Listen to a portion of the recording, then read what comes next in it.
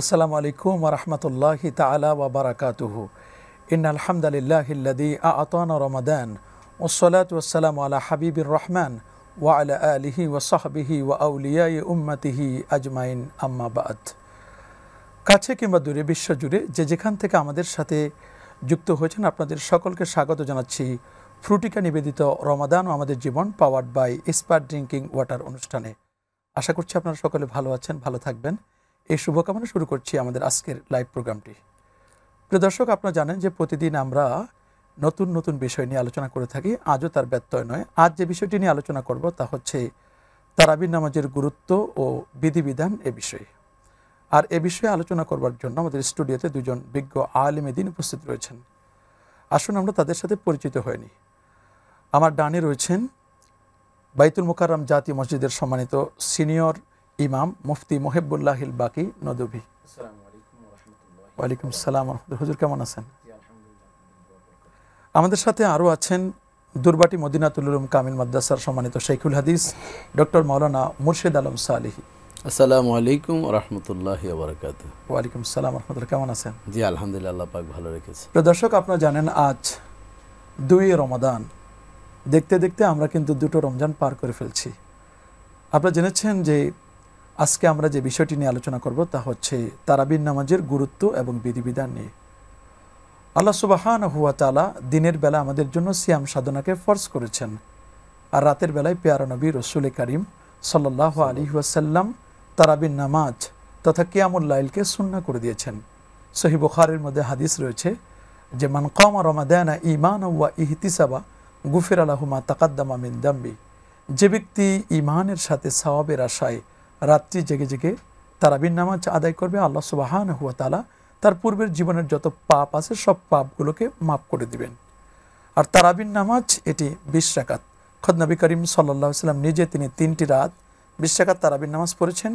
নবীজির ইন্তেকালের পরে হযরত আবু বকর সিদ্দিক রাদিয়াল্লাহু তাআলা আনহু তিনি যে 2.5 বছর ছিলেন, তিনি রাষ্ট্রের অনেক গুরুত্বপূর্ণ কাজে ব্যস্ত থাকার কারণে তিনি আর এই তারাবির নামাজের প্রতি তেমন গুরুত্ব দিতে পারেন নাই। নবীর যুগে যেমনটি ছিল ঠিক তেমনই তার যুগে ছিল। পরবর্তীতে খলিফা হলেন 31 লক্ষ বর্গমাইলের শাসক হযরত ওমর ইবনে খাত্তাব রাদিয়াল্লাহু তাআলা আনহু। তিনি প্রায় 10 বছর 6 মাস 8 দিন পর্যন্ত রাষ্ট্র পরিচালনা করেছিলেন। তিনি একদিন মসজিদে নববীতে এসে দেখলেন মানুষগুলো বিচ্ছিন্নভাবে নামাজ আদায় করছে। হযরত উবাই ইবনে কাব রাদিয়াল্লাহু তাআলাকে ইমাম বানিয়ে তিনি 20 রাকাত তারাবির নামাজের সিস্টেমটি চালু করলেন। পরবর্তীতে হযরত উসমান রাদিয়াল্লাহু তাআলার যুগেও 20 রাকাত ছিল এবং হযরত আলীউল মুরতাদা রাদিয়াল্লাহু তাআলা তার যুগেও 20 রাকাত ছিল। পরবর্তীতে সাহাবায়ে কেরাম, তাবিঈন, তাবাউত তাবাঈন, এরপরে আইম্মায়ে মুজতাহিদিন 4 ইমাম, খোদ ইমাম মালিক রাহমাতুল্লাহ আলাইহি মদিনা মুনাওয়ারা 36 রাকাত তারাবির নামাজের সিস্টেম চালু করেছিলেন। আমরা যদি দেখি কুফা, বসরা সহ সারা ওয়ার্ল্ড ওয়াইড 20 রাকাত তারাবির নামাজ চলেছিল। 1284 হিজরিতে ভারতের আকবরাবাদে হুসাইন বাটালাবি নামক একজন ব্যক্তি প্রথম এই 20 রাকাত তারাবিকে মাইনাস করে 12 রাকাত মাইনাস করে 8 রাকাতের ফতোয়া দেন। এই ফতোয়াটিকে যিনি পুনর্জীবিত করেছিলেন তিনি হচ্ছেন শেখ নাসিরউদ্দিন আলবানী। পরবর্তীতে এটিকে মদিনা শরীফের একজন কাজী ছিলেন, তিনি এটিকে একেবারে দাফন করে তিনি বলছেন যে না, 8 রাকাত তারাবি নয়, তারাবির নামাজ হবে 20 রাকাত। এবং আমরা যদি 1000 বছরের ইতিহাস মক্কা শরীফ, মদিনা শরীফে দেখতে চাই তাহলে সেখানে 20 রাকাত তারাবি চলে আসে। আমরা এখন গেস্টের কাছে যাব যে আসলে এই তারাবির নামাজের কি ফজিলত রয়েছে, এর কি বিধিবিধান, তারাবির নামাজের মাঝখানে যে দোয়া, এগুলো বিষয় নিয়ে আমরা আলোচনা করব। প্রথমেই মুফতি মুহিবুল্লাহিল বাকি হুজুর, আপনার কাছে জানতে চাই, আপনি জানেন যে তারাবির নামাজ এটি তারবিহাতুন থেকে এসেছে, মানে একটু রেস্ট নেওয়া, একটু বিশ্রাম নেওয়া। 10 ছালামে মূলত 20 রাকাত তারাবির নামাজ পড়া হয় এবং 5টি তারবিহা হয়। আপনি আমাদেরকে একটু বলবেন যে এই তারাবির নামাজ, এটার একজন ব্যক্তি যখন নামাজ আদায় করবে তার কি বেনিফিট, তার কি উপকার রয়েছে, আপনি কোরআন এবং সুন্নাহকে প্লিজ বলবেন। আলহামদুলিল্লাহি রাব্বিল আলামিন ওয়াসসালাতু ওয়াসসালামু আলা আশরাফিল আমবিয়া ওয়াল মুরসালিন, আম্মা বা'দ। আপনি হাদিস শরীফ বলেছেন, রাসূল পাক সাল্লাল্লাহু আলাইহি ওয়াসাল্লাম ইরশাদ করেন, ইন্নাল্লাহা ফারাদা আলাইকুম সিয়ামা শাহরি রমাদান ওয়া সানানতু লাকুম কিয়ামাহু। রাসূল পাক সাল্লাল্লাহু আলাইহি ওয়াসাল্লাম ইরশাদ করেন, আল্লাহ পাক দিনের রোজাগুলি তোমাদের জন্য ফরজ করে দিয়েছেন, আর আমি তোমাদের উপর রহমত করে আর রাত্রি জাগরণটাকে আমি সুন্নত করে দিয়েছি। তার আলোকে রাসূল পাক সাল্লাল্লাহু আলাইহি ওয়াসাল্লাম ইরশাদ করেন, মান সামা রমাদানা ওয়া কামা লায়ালিহি গুফিরা লাহু মা তাকাদ্দামা মিন যামবি। যে ব্যক্তি রমজানের রোজা রাখলো, রাত্রি জাগরণ করলো, আল্লাহ পাক কর্তৃক তার সমস্ত গুনাহ খাতা মাফ করে দেওয়া হবে। তাহলে আমাদের এই পুরো রমজানের মূল উদ্দেশ্যটা কি? মূল উদ্দেশ্যটা হলো আমাদেরকে আল্লাহর ক্ষমা প্রাপ্তি অর্জন করা, ক্ষমা পাওয়া, এবং বান্দার জন্য ক্ষমা পাওয়ার চাইতে আর বড় কোনো পুরস্কার থাকতে পারে না। জান্নাত দেবে ক্ষমা পাইলে, প্রথমে ক্ষমাটাই হলো প্রথম ধাপ। অতএব রমজান এটা একটা গুরুত্বপূর্ণ, তার দিনও তার রাত্রিও। আপনি জানেন রাসূল পাক সাল্লাল্লাহু আলাইহি ওয়াসাল্লাম সমস্ত সাহাবায়ে কেরামকে নিয়ে রমজানের 23 তারিখ সমস্ত সাহাবায়ে কেরাম যারা আসছিল তাদেরকে নিয়ে রাত্রি জাগরণ করেছেন, এমনকি নিসফুল লাইল পর্যন্ত।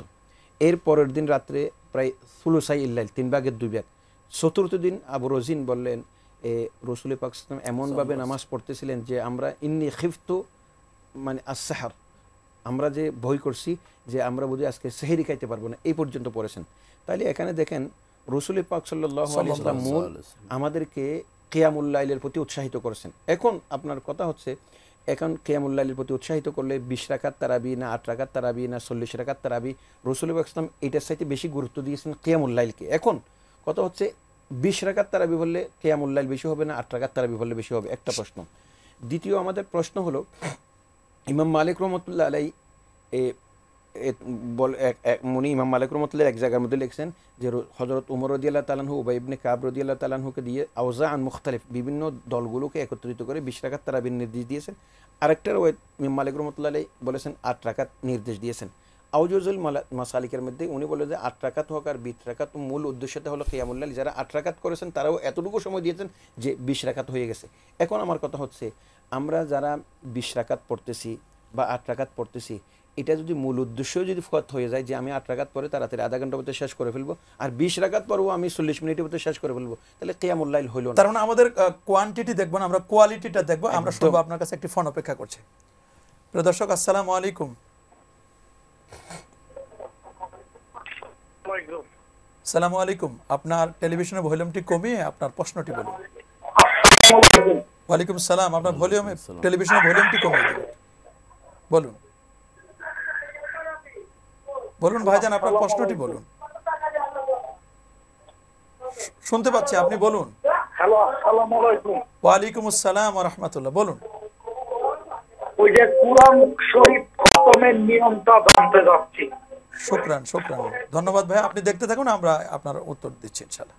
ডক্টর মোর্শেদ আলম সালি, আপনি তো শুনলেন কোরআন মাজিদ খতমের সিস্টেমটা কি, কয়দিনে খতম করবে, কিভাবে খতম করবে, কিভাবে তেলাওয়াত করবে? ধন্যবাদ সুযোগ্য উপস্থাপক। যে ভাই ফোন করেছেন যে কোরআন নাজিলের মাসে তিনি কোরআন খতমের যে পদ্ধতি জানার জন্য আগ্রহ পোষণ করেছেন, এই জন্য ওনাকে মোবারকবাদ জানাচ্ছি। রাসূলুল্লাহ সাল্লাল্লাহু আলাইহি ওয়াসাল্লামের জীবনের শেষ সময় আমরা দেখেছি রাসূলুল্লাহ সাল্লাম নিজে জিবরাইল আলাইহিস সালামকে তিনি 2 বার শুনিয়েছেন 2 খতম, এবং জিবরাইল আলাইহিস সালাম রাসূলুল্লাহ সাল্লামকে 2 খতম শুনিয়েছেন, মুদারাসাতুল কোরআন। তো সেই হিসাবে আমরা বুঝতে পারি যে রাসূলুল্লাহ সাল্লামের সুন্নাহ অনুযায়ী, যেহেতু আল্লাহ রাসূলের ইন্নামাল আমরু বিল খাওয়াতিম শেষটি রাসূলুল্লাহ সাল্লাম ফলো করেছেন, এই জন্য আমরা অন্তত 1 খতম প্রতিদিন অন্তত যাতে আমরা 1.5 পারা যদি করে পড়ি, তাহলে আমাদের সাথে রাত্রে আমাদের সেই 1 খতম হয়ে যায়। আর যদি প্রতিদিন 2 থেকে 2.5 পারা করে পড়ি, তাহলে আমাদের সেভাবে 2 খতম হয়। এই জন্য আমাদের সুন্নাহ পদ্ধতি সেভাবেই ফলো করা দরকার, অন্তত 1 খতম যাতে আমাদের হয়। উনি কিন্তু ইন জেনারেল বলেছেন যে কোরআন খতমের সিস্টেমটা কি। উনি শুধু রমজানকে রিলেটেড নয়, আমরা কয়দিনে খতম করবো, 1 দিনে খতম করবো নাকি 3 দিনে খতম করব, কোন সিস্টেম? সাধারণত আমাদের সুন্নাহ পদ্ধতি রাসূলুল্লাহ সাল্লাল্লাহু আলাইহি ওয়াসাল্লাম যেভাবে করেছেন, 1 সপ্তাহ, তারপর 30 দিন, এইভাবে 10 দিন বিভিন্নভাবে করেছেন। তবে 3 দিনের কমে যেন না, 3 দিনের কমে দেখা যায়। যদি এর বেশি হয় তাহলে তাড়াহুড়ার কারণে অনেক সময় তিলিল কোরআন আর তার তিলা। অনেক ইমাম কিন্তু আছে, তারা কিন্তু 3 দিনের কমেও খতম করেছেন। এমনভাবে খতম করতে হবে যাতে করে মানুষ উপলব্ধি করতে পারে, বুঝতে পারে। হযরত উসমান রাদিয়াল্লাহু তাআলা 1 রাতে 1 খতম করেন। ইমাম আবু হানিফা রাহমাতুল্লাহ আলাইহি, ইমাম আবু হানিফা রাহমাতুল্লাহ রমজান মাসে 61 খতম করেন পড়তেন। ইমাম শাফি রাহমাতুল্লাহ আলাইহি রমজান মাসে 59 খতম করেন পড়তেন। এরকম তো আমরা দেখতে পাই অনেকে সাধারণ যারা, তাদের উপর আমরা এরকম ভাবে চাপিয়ে না 3 দিনের কমে যেন খতমটি না হয়, এই বিষয়টা আমরা খেয়াল করি। আরেকটি ফোন অপেক্ষা করছি আমরা। আসসালামু আলাইকুম। আসসালামু আলাইকুম। ওয়ালাইকুম সালাম। জি বোন, আপনার প্রশ্নটি বলুন। আপনার প্রশ্নটি বলুন। জি, আর তারাবি নামাজ তো 20 রাকাত, 4 রাকাত পরে পরে যে একটা দোয়া, বা ওই দোয়াটা কি এখন অনেকে বলে পড়তে হবে না, ওইটা কি পড়তে হবে? ধন্যবাদ বোন, আপনি দেখতে থাকুন তারাবির নামাজের পরের দোয়া। আরেকটি প্রশ্ন আছে, আমরা সেটা প্রশ্নে নেই আমরা ইনশাআল্লাহ।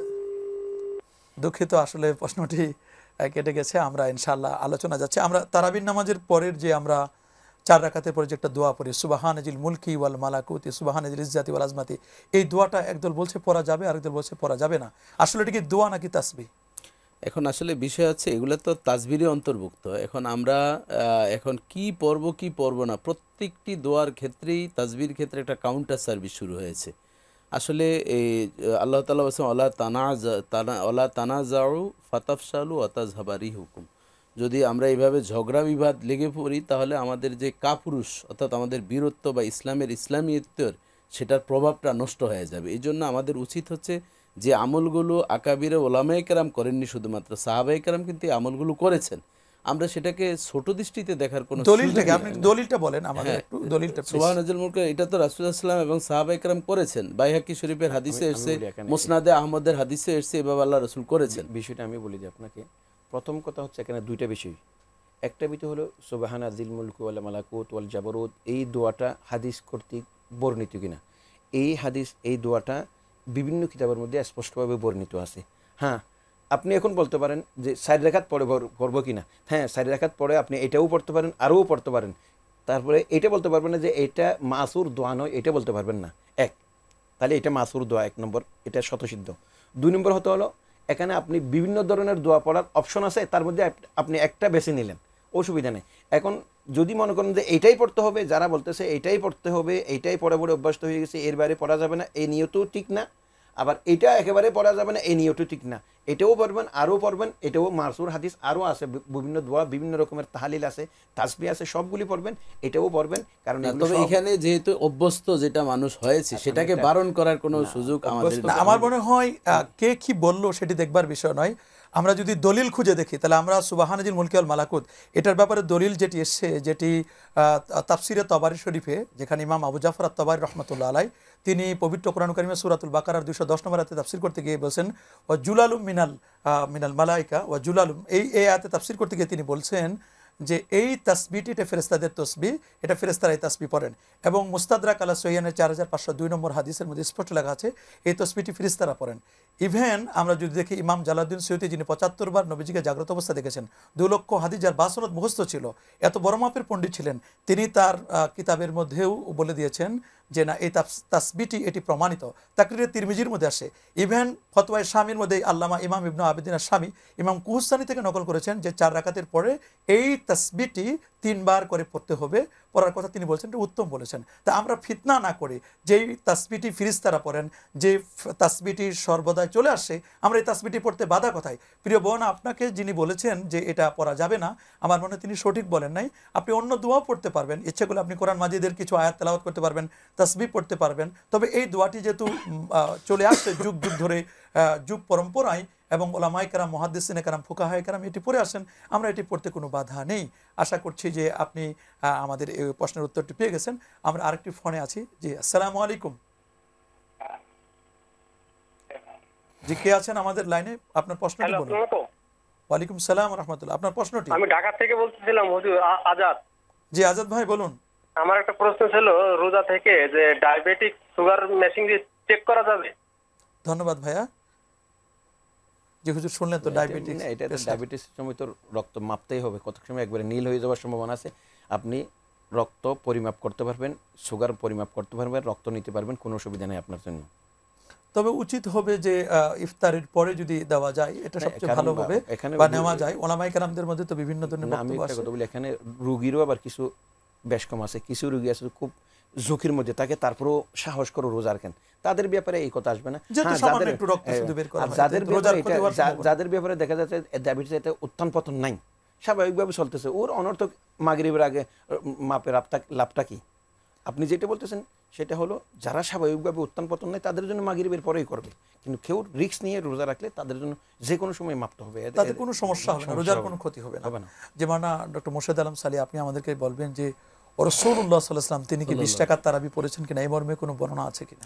জি, ধন্যবাদ আপনাকে। এই সম্পর্কে তো আব্দুল্লাহ ইবনে আব্বাস রাদিয়াল্লাহু তাআলা থেকে যে হাদিসখানা বর্ণিত, জান্নাত রাসূলুল্লাহ সাল্লাল্লাহু আলাইহি ওয়াসাল্লাম কানা ইউসাল্লি 20 রাকাতান কানা ইউসাল্লি ফি রমাদান 20 রাকাতান সিওয়াল ভিতর, এটি তো বুখারী শরীফের হাদিসে না, স্পষ্ট, বুখারী না, এটা মুসান্নাফ ইবনে আবি শাইবা 7774 এবং বাইহাকি শরীফে হাদিসখানা এসেছে 4276 নম্বর হাদিসে।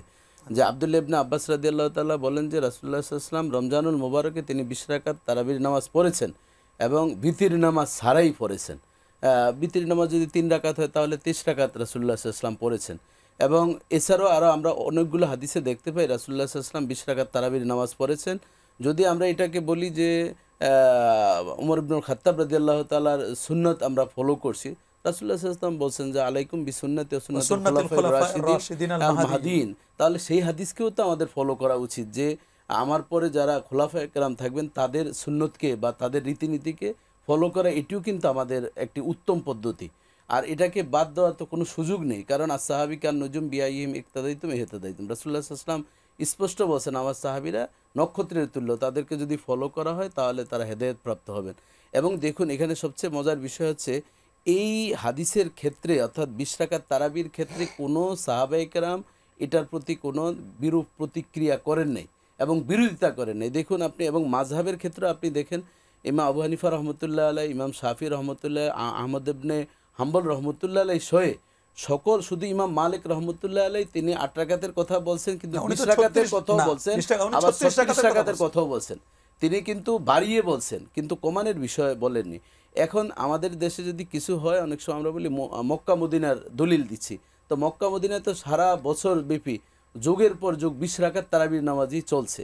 এবার আবার নতুন করে ফতোয়া দিছে যে এবার তো 10 রাকাত, এবার এই বছর কেন 10 রাকাত হচ্ছে সেই বিষয়ে তো জানতে হবে, কারণ হাজী সাহেবদের এত বেশি উপস্থিতি এবার সংকুলনের সমস্যার কারণে, তাওয়াফের সমস্যার কারণে এটা বিধান করা হয়েছে। কিন্তু আমি তাদের লক্ষ্য করে বলবো সেখানে তো 8 রাকাতের কথা বললেন, ওরা তো আরও 2 রাকাত বাড়িয়েছেন 10 রাকাত। এই জন্য আমরা এই ধরনের বিদ্বেষ একটা ছাপি আমাদের মসজিদগুলোতে দেখবেন 8 রাকাতের পর মনে যেন একটা হরিলুডের মতন শুরু হয়ে যায়। এভাবে আমরা যদি এবাদতের ক্ষেত্রে যে অসজুদ অক্তারেব, আল্লাহ তাআলা বলেন বান্দা তুমি সেজদা দেয় ততই নৈকট্য লাভ করবে। আস-সাজিদু আলা কদমাইর রহমান, বান্দা সেজদা দিলে আল্লাহর কুদরতি পাই সেজদা দেয়, তাহলে যত সেজদা হবে ততই তো আল্লাহর নৈকট্য লাভ করবে। আমরা যদি এগুলোকে কাটসাট করে ফিতনা ছড়াই তাহলে তো আল ফিতনা তো আসাদ্দু মিনাল কতল, হত্যার চেয়ে জঘন্যতম হবে এই ফিতনা। আপনি দেখেন তারাবির নামাজ, আমি গতকালকেও এক মসজিদে শুনলাম এই 20 রাকাত আর 8 রাকাত নিয়ে কমিটির ভিতরে 2টি ভাগ হয়েছে, ভোটাভুটির পর্যায়ে চলছে। তাহলে আমরা এবাদত নিয়ে যেই বিদ্বেষ ছড়াচ্ছি, যা একটু আগে যে বোন ফোন করেছেন দোয়া নিয়ে, অর্থাৎ প্রত্যেকটা ক্ষেত্রে যদি আমরা এভাবে আমরা বিদ্বেষ ছড়াই তাহলে দেখা যায় আমাদের ইন্নামাল মুমিনুনা ইখওয়া, মুমিনরা যে আমরা ভাই ভাই সেটার ভ্রাতৃত্ব বন্ধনটাও নষ্ট হবে, এবং বিজাতি যারা রয়েছেন তারা এই ক্ষেত্রে কিন্তু সুযোগ পেয়ে আমাদের উপরে আমলের ক্ষেত্রে আরো বৈপরীত্য সৃষ্টি। তাহলে আমরা কোনো ফিতনা করব না। প্রিয় দর্শক, আপনারা জানেন যে রমাদান কারিম একটি নফল অন্য সময় একটি ফরজের সমান, আর একটি ফরজ অন্য সময় 70টি ফরজের সমান। যে মানুষটি বা যে নামাজি ব্যক্তি 20 রাকাত তারাবির নামাজ আদায় করলে নিঃসন্দেহে তার 40টি সেজদা হলো, আর যিনি 8 রাকাত পড়লেন তার সেজদা হলো 16টি। স্বাভাবিক নিয়মে যিনি 40টি সেজদা করেন তার দাম তো অনেক বেশি, আর যিনি 16টি সেজদা করেন তার দাম তুলনামূলকভাবে কম। এই জন্য আমরা ফিতনা না করে, বিদ্বেষ না ছড়িয়ে, সমাজের মধ্যে কোনো ধরনের আমরা ফিতনা না করে আমরা 20 রাকাত তারাবি, এটা যুগ যুগ ধরে এটা নবীজি থেকে এ পর্যন্ত চলে আসছে, আমরা 20 রাকাত তারাবি পড়ব। বাইতুল মোকাররমে সম্মানিত ইমাম সাহেব হুজুর, আপনার কাছে প্রথমে জানবো, অনেকেই একটা মিসআন্ডারস্ট্যান্ডিং হয় যে তারাবির নামাজ না পড়লে মনে হয় রোজা হবে না। আসলে কি এ ধরনের চিন্তা আমরা কিভাবে বলতে? এটা আমি এক কথা বলি, এবাদত তো ইন্ডিভিজুয়াল। আপনি রোজা ফরজ, রোজা আদায় করছেন, কোনো ওজোর বশত কারণে আপনি তারাবির নামাজ পড়তে পারেন না।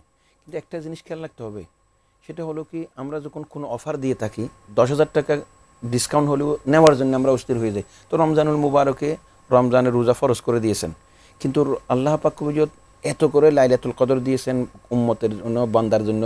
তাহলে আমরা যদি সে রাত্রি জাগরণ না করি, তাহলে ফরজ আদায় করলেন কোনো রকমে, কিন্তু তাহলে তো আল্লাহর প্রতি ভালোবাসা, রসুলের সুন্নতের প্রতি আকর্ষণ এটা মনের থেকে প্রমাণ হচ্ছে না ভাই। যতই বলেন না কেন আপনি ফরজটা ফরজ আদায় করছেন, ফরজের আযাব আপনি মুক্তি পাবেন, কিন্তু আপনার যে আল্লাহর প্রতি আপনার যে আলাদা, আর রমজান একটা আমার নিয়ামত হিসেবে দিয়েছেন, এই নিয়ামতকে আমাকে কাজে লাগাইতে হবে, এটা আর আমি আগামী বছর পাই কিনা, হয়তো নাও পাইতে পারি।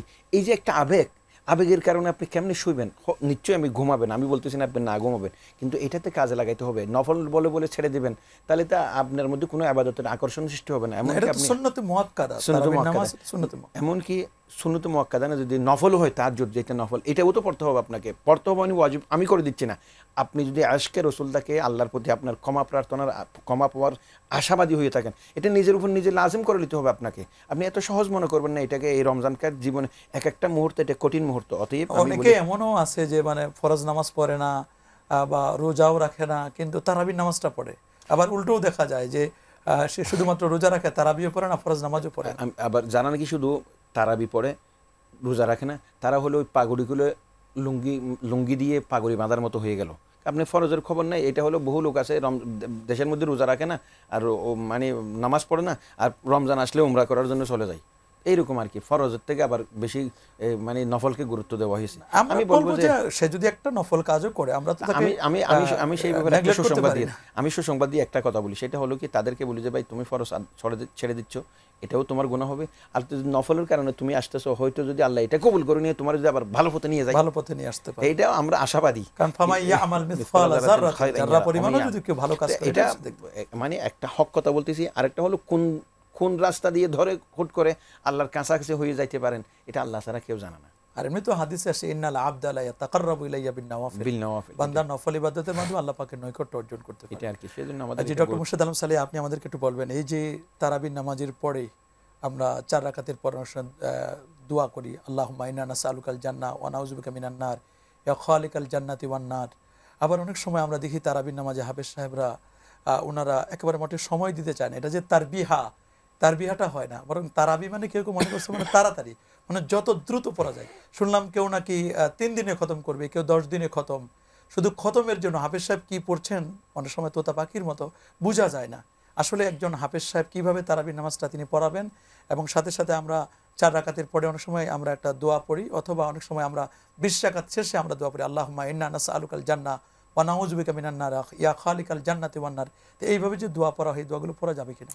জি ধন্যবাদ সুযোগ্য উপস্থাপক। আসলে আপনি যেটি প্রথমে বলছেন যে তারবিয়াতুন শব্দের অর্থ হচ্ছে বিশ্রাম, থেমে থেমে জিরিয়ে আমরা যেটাকে বলি। এখন আসলে আল্লাহ তাআলা কুরআনুল কারীমে তো বলছেন ওরাতিলিল কুরআনা তারতিলা, কোরআন তেলাওয়াত করব তারতিল, অর্থাৎ মুফাসসিরিন বলেন তাজবিদ, অর্থাৎ তাজবিদ মদ মাখরাজ গুন্না সব কিছু কামা হক্ক, যেভাবে কোরআন তেলাওয়াত করলে ওয়াইজা কুরিয়াল কুরআনু ফাসতামিউ লাহু ওয়া আনসিতু লাআল্লাকুম তুরহামুন। কোরআনের 2টি শর্ত, গভীর মনোযোগ সহকারে শোনা, নীরব নিশ্চুপে শোনা, এই 2টি শর্ত মেনে যদি কেউ কোরআন শুনে তাহলে তার উপর আল্লাহর রহমত নাজিল হবে। এখন শুধু ইয়ামালুন তামালুন, অনেক সময় দেখি যে অনেকে বসে থাকেন, যখন ইমাম সাহেব একটা জোরে টান মারি ইয়া আমালুন, তখন ওরা দাঁড়িয়ে হুমরি খেয়ে এভাবে করেন। আসলে এভাবে কোরআনের যে মাহাত্ম্য সেটি হয় না। এই জন্য ইমাম সাহেবদেরকে আমরা একতরফা দোষলে হবে না, এখানে কমিটি সাহেবও আছেন। অনেকে আছে প্যাকেজ নিচ্ছেন যে আপনি কত মিনিটে পড়াতে পারবেন নামাজ, বলে যে আমি আধা ঘন্টা, কেন আর একটু কমিয়ে কি আনা যায়, 20-25 মিনিটে এরকম সময় নিয়ে আসে। এই জন্য 2 গ্রুপ অর্থাৎ ইমাম কমিটি সবাই মিলে যাতে করে কামা হক্ক যেভাবে পড়লে আহমিয়াত গুরুত্ব থাকে সেভাবেই পড়া উচিত কোরআনকে। কারণ পবিত্র মাহে রমাদানে এটা সুন্নাহ, রাসূলুল্লাহ সাল্লাল্লাহু আলাইহি ওয়াসাল্লাম কোরআন খতম পড়া সুন্নাহ, এবং আমরা যে সুন্নতে মুআক্কাদার নামাজ আদায় করি, তাহলে কিসের সুন্নাহ হলো আর কিসের কি হলো? যার শুধু এখানে কোয়ান্টিটি নয় যে আমি 20 রাকাত তারাবির নামাজ পড়লাম, এভাবে গৌরব করা যে প্রতিদিন আমি পড়লাম, এরকম আসলে না। সঠিকভাবে আমাদের এই যে দোয়াগুলো আপনি বলছেন, দোয়াগুলো করা হয়েছে কিন্তু ওই যে একটু বিশ্রাম, যাতে করে আমাদের নামাজের মধ্যে মনোযোগ আসে। আমরা দেখুন যারা শিক্ষক, একটা ক্লাসের গ্যাপ দেওয়া হয়, 2-1 ঘন্টা বা আধা ঘন্টা গ্যাপের পর ক্লাস নিলে তখন তার এনার্জি হয়, কিন্তু দেখা যায় আমরা 4 রাকাত পরে কোনো বিশ্রাম নেই, মানে আমরা রিল্যাক্স মোডে নামাজটা পড়তে পারি। জি ধন্যবাদ আপনাকে নদী হুজুর। আপনি আমাদেরকে একেবারে সর্বশেষ যদি একেবারে 30 সেকেন্ড আমাদেরকে বলবেন যে এই তারাবির নামাজে মা বোনেরা তারা কোথায় বসে নামাজ পড়বেন? অনেক মা বোনরা কিন্তু মসজিদে আসার জন্য ব্যস্ত হয়ে যায়, সেই সেফটি এন্ড সিকিউরিটি আছে। আমি একটা কথা বলি। প্রথম কথা হচ্ছে রাসূল পাক সাল্লাল্লাহু আলাইহি ওয়াসাল্লাম নিজেই জীবদ্দশায় যখন সবচেয়ে উত্তম অবস্থা ছিল তখন মসজিদের মধ্যে আসতেন। এই সময় রাসূল পাক সাল্লাল্লাহু আলাইহি ওয়াসাল্লাম বলছেন মহিলাদের জন্য বারান্দার থেকে ভিতরের কুটিরে নামাজ পড়া উত্তম, ভিতরের কুটির থেকে আরো আরো প্রকোষ্ঠে পড়া উত্তম। পরিবেশ। এখন আপনি বলতে পারেন যেখানে রাসূল পাক সাল্লাল্লাহু আলাইহি ওয়াসাল্লাম সবসময় ঘরে পড়াকে উৎসাহিত করেছেন, আপনি আসার জায়েজ দেন না জায়েজ দেন, আমরা জায়েজ দিব, ওই জন্য কত সময় বাজার করতে আসে ওইটা আছে সেটার জন্য ভিন্ন কথা, কিন্তু রাসূল পাক সাল্লাল্লাহু আলাইহি ওয়াসাল্লাম উৎসাহিত করেছেন মেয়েদেরকে সবসময় ঘরের ভিতরে পড়ার জন্য। অতএব আমি তাদেরকে বলবো বিনীতভাবে, আপনারা মসজিদে একদিন আসেন, দেখার জন্য বোঝার জন্য আসেন, অসুবিধা, কিন্তু ঘরের ভিতর পড়াটাই উত্তম, এতে কোনো সন্দেহ নেই, কোনো সন্দেহ নেই। ধন্যবাদ আপনাদের দুজনকে, খুব চমৎকার আলোচনা করছিলেন। প্রিয় দর্শক, আমরা আলোচনা শুনছিলাম তারাবি নামাজের গুরুত্ব, বিধিবিধান নিয়ে। দুজন বিজ্ঞ আলোচক তারা খুব চমৎকার ভাষায় তারা আলোচনা করলেন তারাবি নামাজের ফজিলত নিয়ে, তারাবি নামাজের বিধিবিধান নিয়ে। আমাদের সর্বশেষ যে বক্তব্যটি সেটি হচ্ছে যে তারাবির নামাজ এটি সুন্নতে মুআক্কাদা, এটিকে যদি কেউ আমরা ছেড়ে দিই তাহলে আমরা গুনাহগার হব, ফাসিক হব। আমরা যে যেভাবে পারি আমরা বাসায় বসে পড়তে পারি বা মসজিদে এসে নামাজটা পড়তে পারি। আর মা বোনেরা তারা বাসায় বসে নামাজ পড়বেন নিরিবিলি নিকুঞ্জ পরিবেশে, যত নিরিবিলি জায়গায় সেফ জোনে পড়বেন তত তাদের জন্য উত্তম হবে। নবীজি কিন্তু এটাই সাজেস্ট করেছেন। আর তারাবির নামাজ নিয়ে কোনো ঝগড়া নয়। আমাদের সমাজে কিন্তু ফরজ নামাজ নিয়ে ঝগড়া নেই, আর সমাজের মধ্যে আরও কত কাজ রয়েছে সেগুলোর কিন্তু ঝগড়া নেই। ঝগড়া বিবাদ শুধুমাত্র ছোটোখাটো বিষয় নিয়ে, তারাবির নামাজের নিয়ে কে 20 রাকাত পড়লো, কে 8 রাকাত পড়লো, এ নিয়ে যদি আমরা ঝগড়া করি, বিবাদ করি, তাহলে যারা অমুসলিম আছে তারা আমাদেরকে নিয়ে ক্রিটিসাইজ করবে, সমালোচনা করবে। আমরা রাকাত সংখ্যা নিয়ে বিভ্রান্তিতে আমরা কখনো পড়বো না। শয়তানের এটাও একটা কিন্তু কৌশল যে মানুষের মধ্যে রাকাত নিয়ে বিভ্রান্তিতে ছড়িয়ে দিব, এক পর্যায়ে সমাজের মধ্যে একটা ফেতনা সৃষ্টি হবে। আর যে ফেতনাটি আল ফিতনা তো আসাদ্দু মিনাল কাতলে, সমাজের মধ্যে তো আরও কত অন্যায় রয়েছে, সেই অন্যায়ের প্রতিবাদ আমরা করব। সমাজের মধ্যে অনেক মানুষ আছে নামাজ পড়ে না, তাদেরকে নামাজি বানানোর জন্য চেষ্টা করব। রাকাত সংখ্যা নিয়ে আমরা বিবাদ করব না। যিনি 8 রাকাত পড়বেন তার নামাজও হবে, যিনি 20 রাকাত পড়বেন তার তো আরও ভালো হবে। তো রসুল পড়েছেন 20 রাকাত, সাহাবায়ে কেরাম 20 রাকাত, 4 খলিফা 20 রাকাত, এবং হযরত ওমর রাদিয়াল্লাহু তাআলা এটাকে সিস্টেম করে দিয়েছেন। রসুল তো বলে দিয়েছেন আলাইকুম বিসুন্নতি ওয়া সুন্নাতিল খুলাফায়ে রাশিদিন আল মাহদিন। সুতরাং খোলাফা রাশেদার সুন্নাহকে আমরা আঁকড়ে ধরবো। প্রিয় দর্শক, আগামীকাল একই সময় আবার দেখা হবে ফ্রুটিকা নিবেদিত রমাদান আমাদের জীবন, powered by Spa drinking water অনুষ্ঠানে। আগামীকাল যে বিষয়টি নিয়ে আলোচনা করবো তা হচ্ছে তাকওয়া অর্জনের মাস, মাহে রমাদান। তাকওয়া অর্জনের মাস ও রমাদান এ বিষয়ে। সে পর্যন্ত আপনারা সকলে ভালো থাকুন, সুস্থ থাকুন। আজ পর্যন্ত আসসালামু আলাইকুম ওয়া রাহমাতুল্লাহি ওয়া বারাকাতুহু।